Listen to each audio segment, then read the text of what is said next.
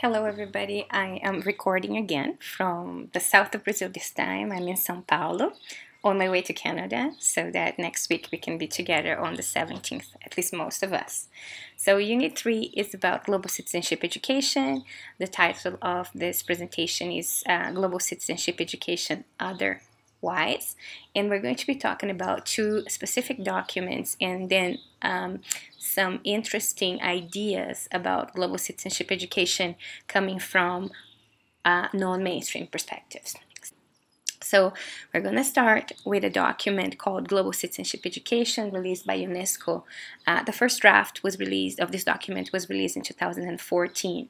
So I'll just show you a few quotes from the document to show how global citizenship is becoming more and more a prominent concept, not only, as we saw before, in higher education and in formal education, but as a concept that supranational institutions are also deploying for different purposes. So we're going to start with this one. The concept of global citizenship education in this document is defined as a framing paradigm which encapsulates how education can develop the knowledge, skills, values, and attitudes learners need for securing a world which is more just, peaceful, tolerant, inclusive, secure, and sustainable. It's defined as a conceptual shift that recognizes the relevance of education in understanding and resolving global issues in their social, political, cultural, economic, and environmental dimensions. And it is about moving beyond the development of knowledge and cognitive skills to build values, soft skills, and attitudes among learners that can facilitate international cooperation and promote social transformation. It also talks about what kinds of competencies it should foster in learners. So it talks about global citizenship being an attitude supported by an understanding of multiple levels of identity and the potential for a collective identity, which transcends individual, cultural, religious, ethnic, or other differences.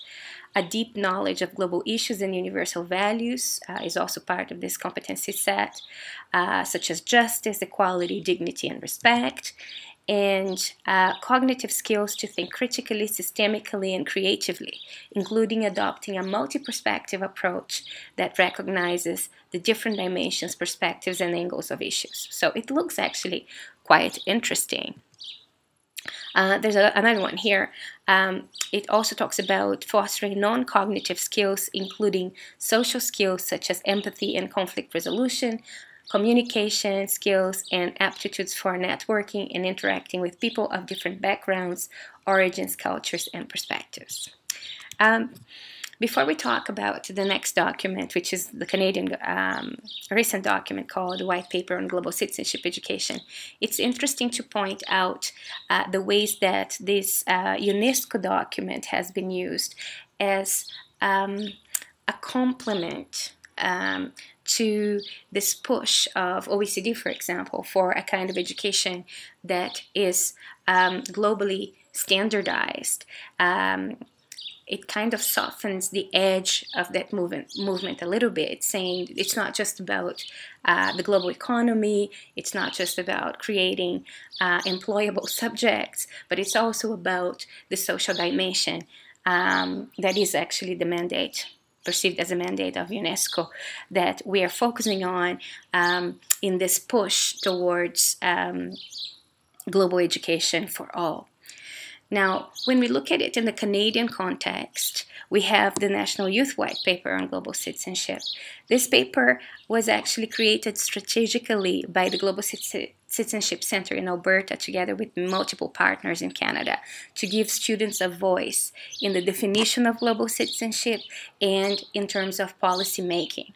So it defines global citizenship as essential to achieving global equity. And they say that to achieve global equity, as global citizens, we Canadians, or we the Canadian youth, must value the perspective of all citizens, challenge preconceived ideas, create universal virtues of acceptance and understanding, embrace rights and responsibilities.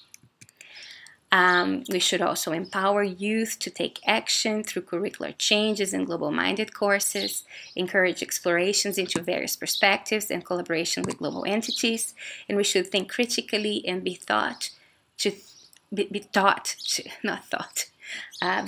think critically. It's teach. We should be allowed to be taught to think critically. So again, this document was created in a kind of a chain effect in terms of fora that youth participated in. I think it was mainly it was initiated in Edmonton, but then it connected to different groups across Canada. And they had an online platform where young people shared ideas. It was facilitated by people who actually gave them some critical texts to read. But you can see already from here that there's a very strong national ethos and very strong assumptions about what it means to be a citizen embedded in the document. But I'm not going to talk about it too much because this is one of the documents you can choose to do your analysis. So I'll leave that to you and for you to analyze it with heads up in the ways that it tried to challenge heads up or reinforced the tendency. So I'm not going to go into that right now. Now, if we go back to what we saw in Unit 1 in terms of the enduring global imaginary, of course, both documents endure or face enduring difficult challenges. So if we go back to that idea that we're not talking about what we don't imagine, but what we cannot imagine, the idea that there's still a very strong hegemonic ethnocentric ideal of where should forward be and what a citizen should be, for example, and that the tracing of the normalization and naturalization of this worldview it is not really challenged. It's not really done, right? So both documents start from a presupposition that we already know certain things, and perceiving those things is not something that the documents say is necessary, actually, for us to move forward. So in neither of the documents is very strong on the idea that it's necessary to trace the normalization and naturalization of our worldviews. I think we still have the challenge then of, or the risk of reproducing the same yellow corn cob metaphor in trying to become global citizens. So my question at this stage, in having been in the field now for about 20 years, probably, if I count my period as a teacher as well, working with these issues, is what kind of pedagogy can actually take us to the edge of our imaginaries. And what I've been thinking this week in terms of, for example, the role of theory, and I've been thinking about it actually in the context of arts. So I had this conversation with my daughter another day that there are three forms of art that I think are very visible to us. We had just been to an exhibition here in São Paulo of art related to a theorist called Deleuze. And this is art that is very disturbing because it aims to interrupt our desires and to untrap them, to show us that we can be much more than what we already are. So it unearths everything that we have been trying to forget, not only forget, but repress, and it makes things surface for people, right? So we were talking about art and the role of art. She's 16 or 15, going into 16. And she was saying, why is it so disturbing? And I said, well, because that's the point of this type of art. The point of this type of art is to create an experience that pierces through your numbness to the world and makes you feel something beyond what you have convinced yourself you could experience, beyond your stories about who you are, beyond your stories about what the world is, and explode all the meanings that you have about things. So it's a very specific function. So we talked about the 3 types of art. So number 1 was decorative art, the art that just reaffirms the notion of beauty of a specific culture. So it just reproduces that beauty so that you can put it in a wall or in a museum and enjoy that, enjoy the script of beauty of that culture. That I called it decorative art. The second kind of art we talked about was the art that names what is hidden, right? So that, I would say, is edge art. It doesn't ask you to jump off the cliff, but it says, you see, this is the edge. Come to the edge. Invites you to come to the edge. This is what we are refusing to see. This is the unacknowledged. So it's still legible art. It's still intelligible art. Slam poetry, for example. Spoken word goes very much in that direction of saying the unsaid, speaking the unspeakable, right? And taking you to the edge so that you can consider what's normal from a very different perspective. So this one traces the normalization and naturalization of our worldviews. But there's a third kind of art that makes you jump and fly through the abyss by actually either making you jump, inviting you to jump, pushing you to jump. So it does different things, and that's the kind of art that we saw in this exhibition by Cantor, who's very influential in this niche of art, theater, visual arts, and sculpture in Brazil. So I was thinking that the same happens with theory, right? So we have theory that just affirms that thing that is already normalized and naturalized, and tries just to make it better, to fix the world through that same understanding. So a lot of the theories we have today are still in the yellow corn cob category, and they just try to reaffirm the importance of the yellowness of the corn cob. And they are not really interested in the other corn cobs unless they want to become yellow. And that's the idea of inclusion into yellowness. And they help other corn cobs to become yellow, but they're not very interested in exploring other colors because they do believe yellow is the best color that a corn could possibly be.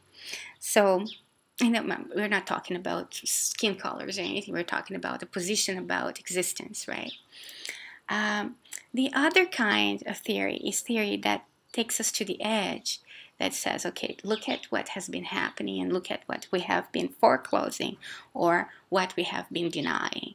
And that's the kind of thing that we've seen probably in the course so far. Most of the articles have been in that kind of taking us to the edge kind of movement.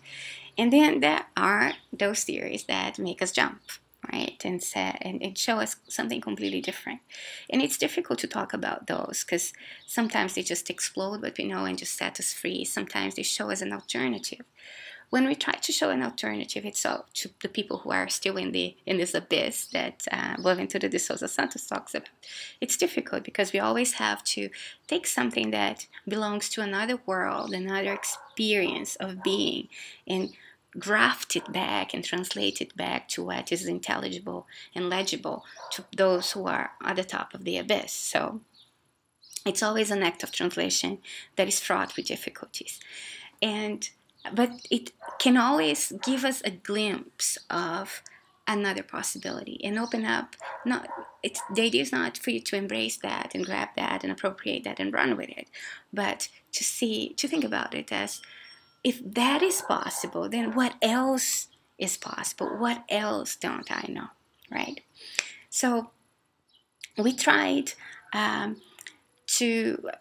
with other people, of course, try to work with that kind of pedagogical exercise of showing alternatives, not showing alternatives as alternatives to be adopted, but alternatives that challenged us to jump and do something differently. And it was in this spirit, the spirit of reaching the edges of our imaginaries and trying something else and being okay to face our fears and do something creatively different, that we started asking these questions.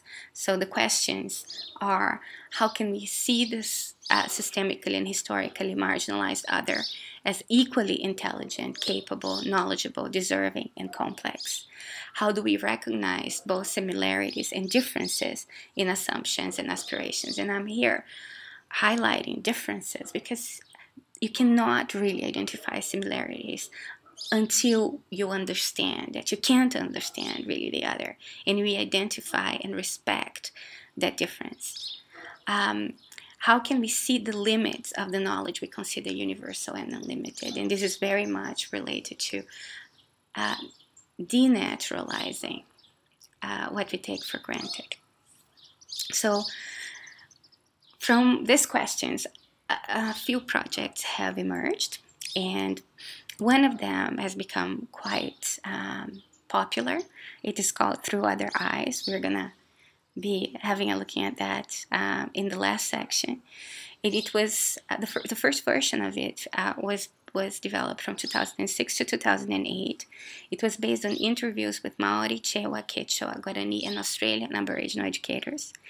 It tried to articulate different views on equality, poverty, development, and education. It was funded by the FID in the UK. And it offered critical examinations of interpretations of both Western and Indigenous worldviews. But we framed it very specifically as not being about Indigenous people. We were not trying to represent Indigenous people. What we were trying to do is reach the edges of the Western imaginaries in order to open up different possibilities. So this is a Creative Commons textbook. It is available and it's used widely. It has been translated into many languages. And now I'm involved in the development of the second version of it with Kesha Henneque, who's very close to me and in the Department of Education. So this project, the second version of the project, is about alternative views of global citizenship education specifically. And it focuses on planetary challenges and horizons for education based on relational ontologies. The base literature for this includes Kaupapa Maori, Wenbibir Quechua, which is a Quechua Andean collective of philosophies, Amazonian perspectivism, Ubuntu, Aboriginal Dreamtime, the gift economy literature of the Sami in New Zealand, and Plains philosophies, Blackfoot and Cree in Turtle Island, Canada. And it consists of interviews with elders on ceremonial sites. So the idea is that the land imagines through us, and it's trying to create resources for teachers, but also with the idea that these resources should be based on the research that we're doing with the elders. So this is research on relational perspectives. We're not calling them Indigenous perspectives, we're calling them relational perspectives for many different reasons, but we're not going to go into that today. So one of the things that we chose as the center of this project was something that we heard both from Maori elders and from Cree elders. And it was when we asked them about what education was about, both of them said that the goal of education is to support children into becoming good grandparents and great-grandparents for all relations, human and more than human, so human and non-human. So that's very interesting in the sense that it makes us look at the kid that's coming to us in a very different light. So if my job as an educator is not to create employability or even create or develop a well-rounded citizen, but support the development of a grandparent or a great-grandparent, I think it's, at least for me, it shifted the way that, or the possibility of what I could imagine. And it was a very interesting conversation. So I'm just going to tell you a little bit more about the Cree conversation we had at the time that we talked about it. And the story we were told involved four mountains. So this elder said that the road towards becoming a good grandparent involves climbing 4 mountains. The first mountain is the mountain of the child, and you're a child when you have no self-sufficiency and you need others to feed you or to help you walk or to help you out with things in very basic ways. And once you climb that mountain, you get into a difficult mountain called the warrior mountain. And the warrior mountain is a mountain where you're going into the bush to fight. You're going to the bush to figure out who you are. So you're fighting yourself. You're going to figure out your skills, and it's something you don't know yet. And the forest is going to help you do that. So today we have the period of adolescence, I think, which is very much an infantilized, probably, version of the warrior period, where you are really trying to figure out who you are. And it is one of the most difficult things to do. And what this elder was saying was that we're losing a lot of kids in this mountain because they're not ready yet for that mountain, because we haven't been very good in the child mountain in the first place. And he was not talking only about Aboriginal kids, he was talking across the board. And I think he is very, he's spot on there, that something about our society is not helping much in these 2 mountains. But anyway, the next mountain, once you figure out who you are and what you can do for your community, is what he called the hunter mountain, where you feed others and you contribute to society with your gifts and your skills. So the 4th mountain is the elder mountain, where he said nobody finishes climbing that mountain, because it's not that nobody finishes. Nobody, right? No, our bodies don't finish climbing that mountain. Only our spirits can, because it's really, really hard, and you have to shed your body as you walk that mountain. And one beautiful thing that came with that was that the elder mountain is a mountain behind the other 3, that actually the start of that mountain touches the child mountain. That's why they say the elders need to stay with the children. They are the ones who have to help the children across the child mountain. And this is because they have patience. The warriors, they don't have no patience for the kids. And the hunters don't have the time. It's the elders who have the patience, and therefore they need to, and the wisdom probably, they need to be in the child mountain. And he was making comments about how by isolating our elders and just glorifying youth, we are actually shooting our heads in the foot, because then we leave our kids without the people who could actually help if they had the respect they deserved. So it's, what I'm saying here is not that this is the alternative that will save us, for example, but this is another way of thinking about it, of thinking about being in the world, that shows us that it's possible to do something very different, something much wiser, something much more creative than what we have been fed so far. So there's the elder mountain with no arrogance. And if we go back to the idea that the role of education is to create, we don't create any, to support the development of grandparents and great-grandparents, and that this is epitomized by this position of no arrogance, I think we are thinking or imagining something very different from what we have today. This is another thing that we're using in the project about the medicine wheel.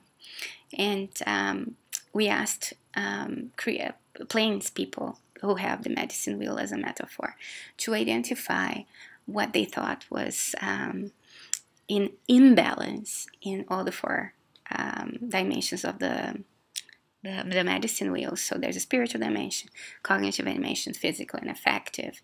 And the responses indicated that if your spiritual dimension is in imbalance, there's a lot of disappointment, there's a sense of void, and that's experienced as anxiety and depression. If the cognitive dimension is in imbalance, you make poor decisions and you have a very strong sense of arrogance. If your physical dimension is not well, you have low life force and you will go towards addiction as an answer to your problems. And if your affective dimension is not well, you sense disconnect and you may enter into self-exile. So we asked also what could put it back to balance, basically. And this is what came up. So in the spiritual dimension, we need silence. In the cognitive dimension, we need better stories. The affective dimension, we need presence. We need to be present to each other. That presents a challenge when we are technologically connected, because that's not what they understand by presence. And then in the physical dimension, we need resonance.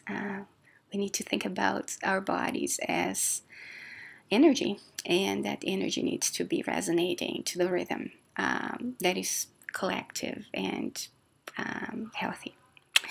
And that would mean that within that space, that medicine will, and at the intersections of these 4 dimensions, there will be steadiness, peace, humility, compassion, generosity, and balance. So again, this is not the answer, but this helps us think that something else is possible, and that maybe looking at what other cultures have devised for themselves as a means of survival might be also useful for all of us now and in the future. So in terms of contrasting what I saw in the documents, the 2 documents that we saw in the beginning, and what we saw in the first project, the Through Other Eyes project, and the project that is ongoing that I've just shown you, we can contrast 2 types of ontoepistemologies. So on the one hand, we have an ontoepistemology grounded on individual freedom, autonomy of expression, anthropocentric, Cartesian, and utility maximizing rationality. And global citizenship from that perspective, so that perspective we are calling here an enlightenment ontology. And there are enlightenment ontologies, it's not just one, right? So this is the basis of the documents we've seen. And they talk about empowerment of people, leadership, consensus, progress, national identity or cultural identities, dialogue, innovation, affluence, competition, speed, efficiency, and relationships based on this idealized self. They also talk about making a difference, right? Which are good things, they're not bad things. However, we've tried this for some time. And what we were asking in this project was, what haven't we tried yet? And how can we learn from these other ways of being that dissent from the Enlightenment ontologies that could help us make different mistakes, right? We've been making the same mistakes all over. How can we do something different? So the relational ontologies we're talking about are based on then the other side, on the idea of radical interdependence, visceral relationality, reciprocity. They are land-centered, and they are non-dialectical and non-teleological. So they do not have to have a synthesis between contrasting points of view. They can hold paradoxes, that's non-dialectical. And non-teleological means that they do not need to see where things are going in order to be able to see the future. So they don't see the future as something you can plan for. They don't see it in a linear way. They see, for example, the future as something that doesn't exist yet, and that we're weaving it in the present, and we can see what we're weaving. But this is a Maori story that I was told. But our ancestors can. So it's like we are walking towards the future, but with our back to the future. Whereas in European ways of seeing things, you're walking towards the future with the future in front of you, and you imagine the future and you already know where you're going. This Maori story was that we don't see it like that. We don't see the future in front of us. The future is at the back, and we are walking towards it, but with our backs to it. So what we try to do in this exercise that I'm going to show you is to try to contrast. So if the Enlightenment ontology talks about empowerment, what would a relational ontology talk about? And here you are, a list of things that are a provocation for us to think about things in different ways. So instead of empowerment, we heard a lot about disarmament. So the idea that we go towards others, towards the world, having knowledge as our armor. And this knowledge prevents us actually from existentially surrendering to experiences of relationships beyond our identities, our knowledge, and our understanding, which is the way they believe we actually relate to each other. We don't need knowledge to relate to each other. We already relate. We just need to experience that viscerally. So instead of leadership, they talk about decentering. So leadership recenters the self as the maker of history and the maker of everything. And when you're trying to make history, it's always based on a teleology, on what you believe should be the forward focus. And when you decenter, you allow the land to imagine through you. So that's another possibility.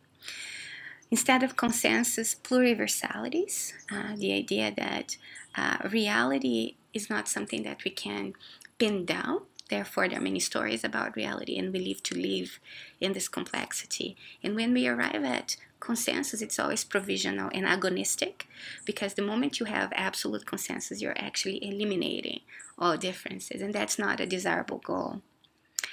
Instead of progress, remembering, and remembering has two meanings here. Both one is about remembering the past and remembering that what we have lived and learning from that, but also remembering what has been dismembered. That's the other meaning of remembering here. Instead of national identity, planetary, remembering that we live in one planet. It's only one. And we might not live in Mars ever. So it's better to look after this one very carefully, and the idea that borders are socially constructed and they are human inventions, and that they need, although they might be useful at some certain points, existentially they need to be understood as inventions. Instead of dialogue, presencing. So presencing means sometimes you have to shut up, and actually first you have to shut up and be there, right?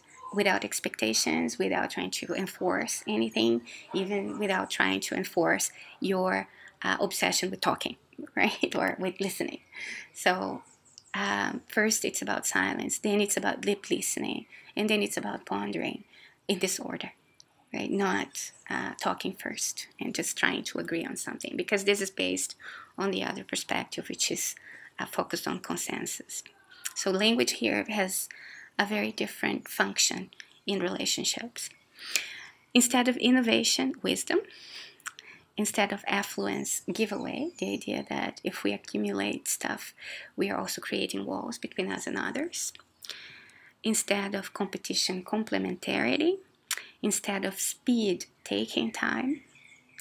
Instead of efficiency, contextual efficacy. So it's what works in the context, especially in terms of the relationships you build in that context. So products are not that important. Like in the Enlightenment ontology, you need to understand what the outcome is going to be before you even start the project. In this one, you make the way as you walk it, and the making of the way changes both the walker and the destination. So you pay attention much more to process than to the product. Actually, you have to throw the idea of the product out of the window in order to be able to relate. So that's the other way of thinking about it. And in terms of relationships based on idealized self, the proposition here is relationships based on common vulnerabilities and insufficiencies. And I talked about making a difference as well. In this case, instead of making a difference, we would be talking about becoming useful in a community, but under somebody else's terms.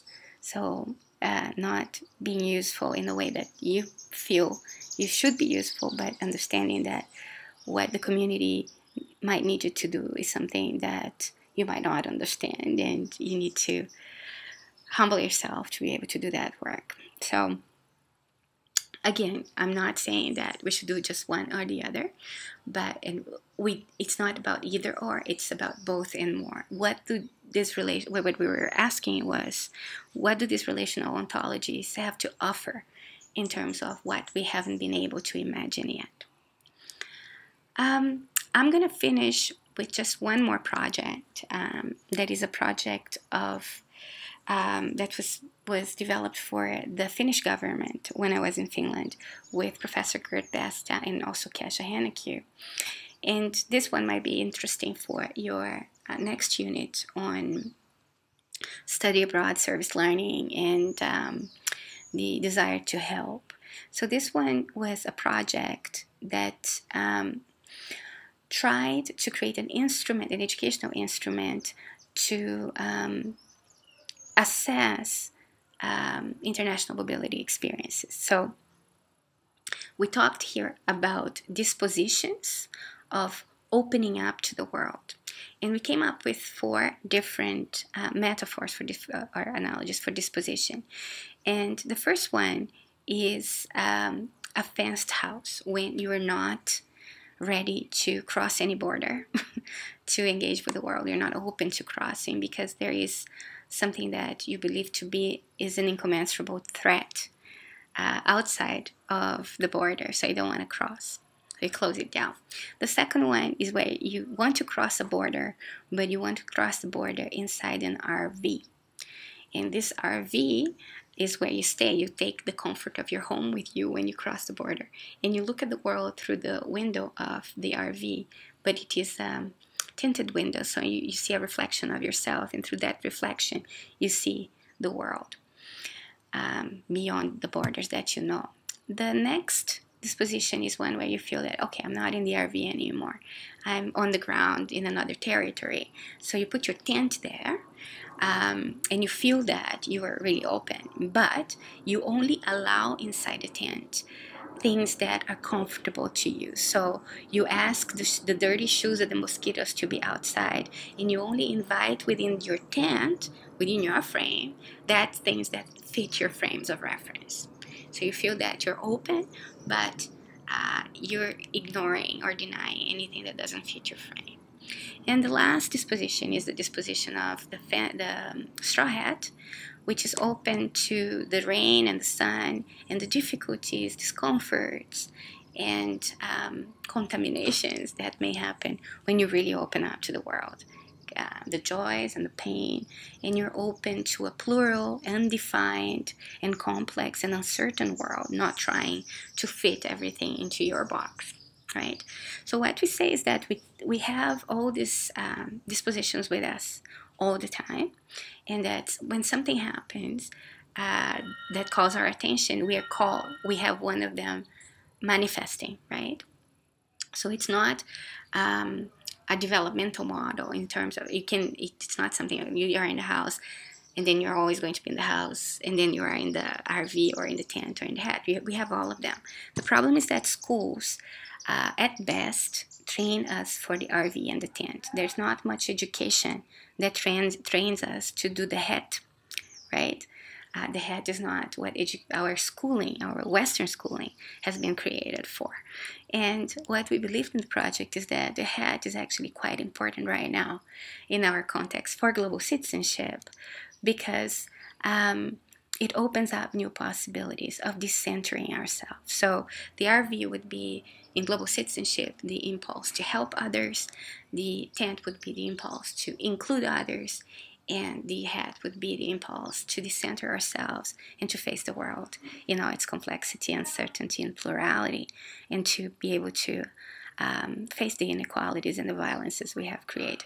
So with this, I think we are closer to the relational ontology. It's not exactly the same, but I think that's how the two projects interact and how they interface. And with this, I'm going to end here and ask you to comment today. I think I would like to hear from you in the forum. So there were no comments that I've seen so far in the last week. So if you can leave your comment, it would be great. I wish you a great week, and I hope to see most of you on the 17th. Thank you very much. Bye-bye.